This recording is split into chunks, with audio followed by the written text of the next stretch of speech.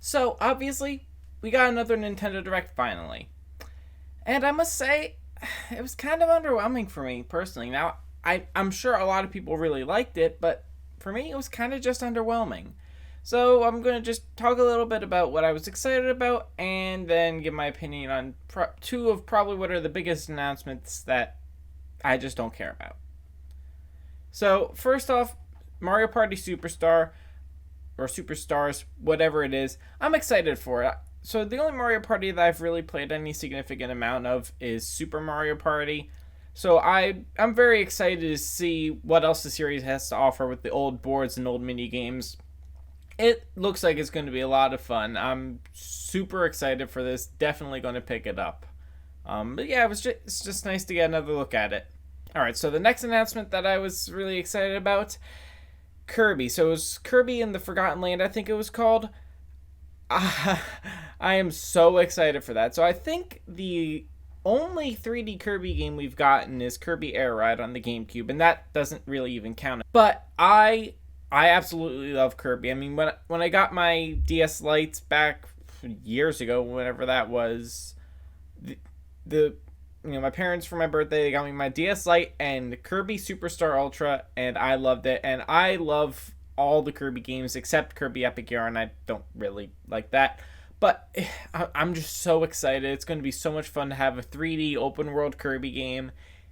It's about time. I mean, most series has got 3D entries back on the N64 or the GameCube, which, while Kirby technically did on the GameCube, did it really? Kirby Air Ride is just not... It was not a Kirby adventure game. It was a racing game. So, I'm really excited. Needless to say, it's going to be so much fun. I am definitely going to be picking this up at launch. It's going to be great. Okay, so then, next one I was interested in was actually Star Wars Knights of the Old Republic, the remake. So, that's very cool, because I actually just recently built myself a half-decent Windows XP gaming PC, and I was going to get Knights of the Old Republic on that to play. Which, I probably still will. I would like to have it on the PC, but I'm definitely going to get the Switch version. It's probably going to be the better way to play it. It's going to be good.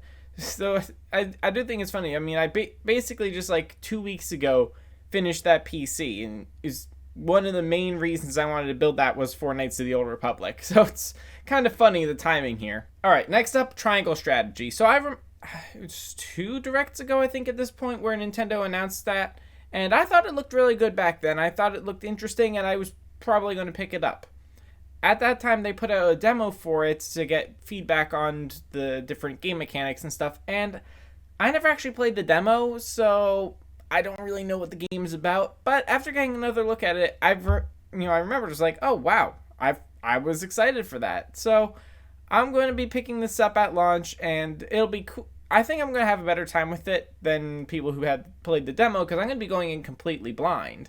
So I'm happy that they showed this off again, and hopefully we see a little bit more of it before release.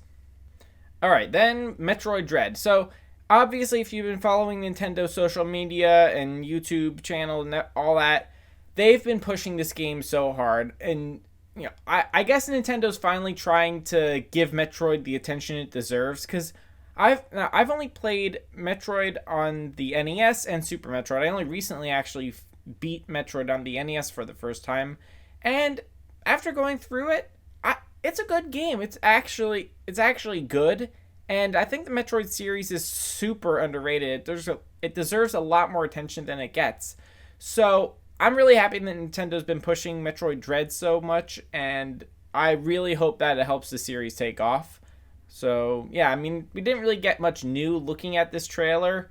That's if you've been following their social media. If you've been trying to avoid spoilers, you probably got a whole lot out of that. But yeah, so that was pretty cool to see. Alright, so then we're getting the Nintendo 64 and on Nintendo Switch Online, and for some reason, the Sega Genesis.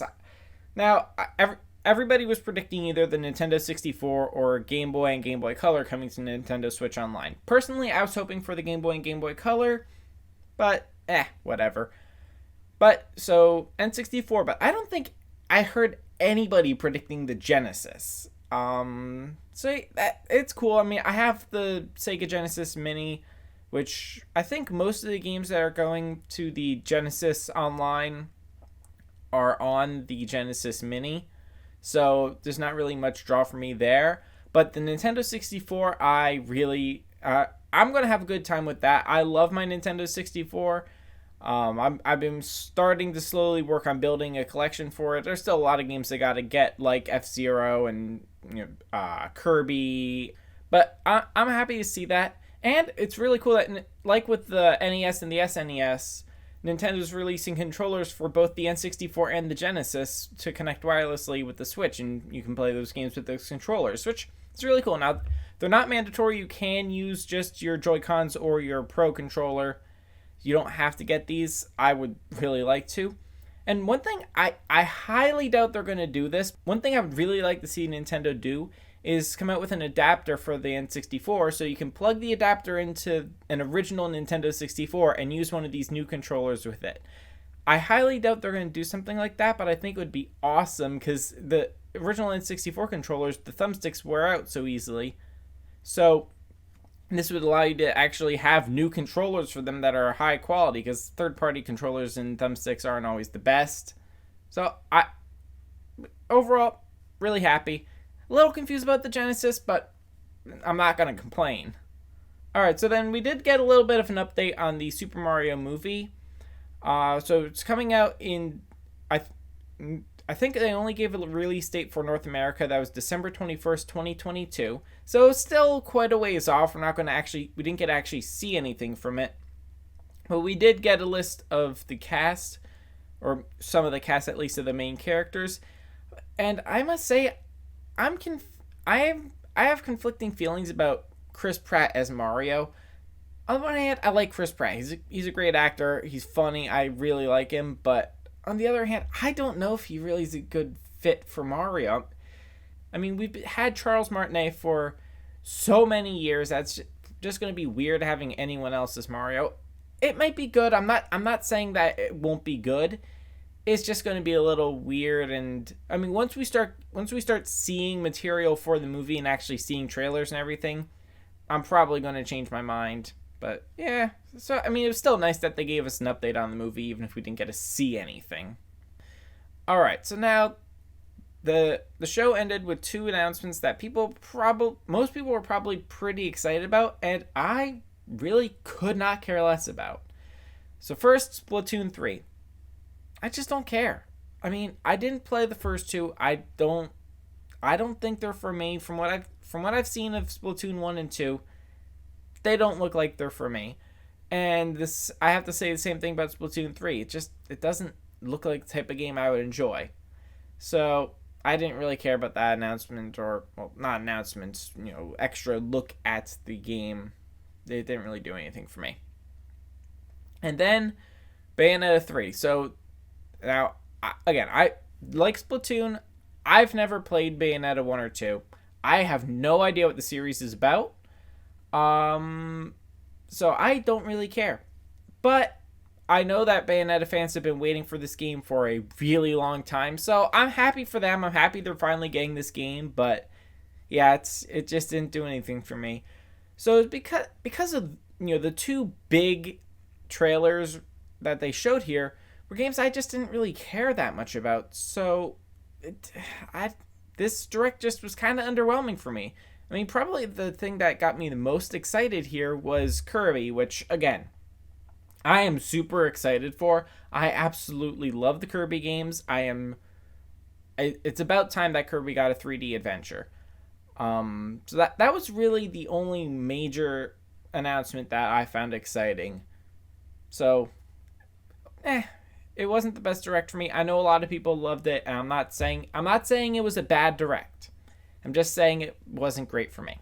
So please, down in the comments, give me your thoughts on the direct. Tell me what you're excited about, what you didn't really like, and how was this direct for you in general? Was it underwhelming? Were you excited about most of the announcements? Please, I'm really curious to know. Well, until next time, so long.